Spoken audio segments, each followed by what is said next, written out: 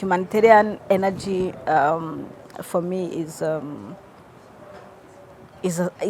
not a luxury, it's not a necessity, it's a right that refugees should have. What I see is really a need to look at urban settings as well, because when we look at the numbers, a majority of displaced populations end up in cities, which makes sense. I mean, when you're displaced, you're thinking, where are my opportunities?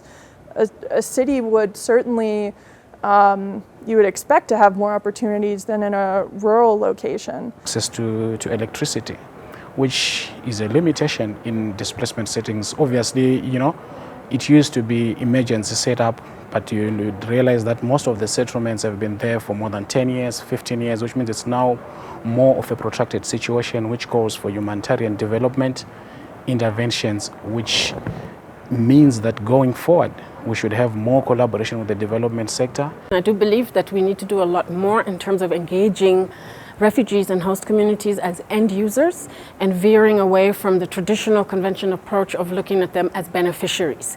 We are not the solution. The solution comes from the end users, and we need to engage them more actively to ensure that the solutions coming are actually solutions that will address their needs, looking at their cooking habits, looking at their electrification requirements. And we really believe that access to energy and access to clean cooking comes together and can work as a combo, and really making sure that we can drive adoption. So doing a progressive approach to adopting clean cooking, started with more kind of restaurants models, and then for people to get used to the solution and get acquainted with it and test it and see it and taste it, and then finally adopt it in their own households, as we also drive access to electricity for them, making a clear use case of what that access to clean cooking is important. The main thing that actually leads to adoption of your technology is the training.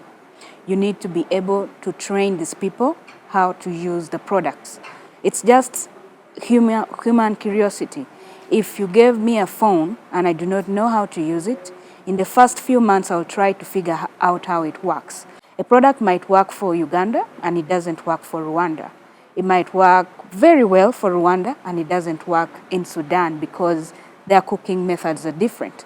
Governments are especially important because energy access is an enabler for the integration between hosting communities and refugees. There are exchanges of economies, and energy is really at the center of this. I would also say that we need to be intentional about humanitarian energy. Most of the time, this is the last thing that we think about when we are talking about response programming. It is very important that we are intentional and also allowed time for systemic change. Projects, pilots, which last just 6 months, 1 year, do not really cause a systemic change that we intend to see in the sector. So we don't want humanitarian energy to be any longer a specific target, but be like part of a larger effort at global level when it comes to energy access.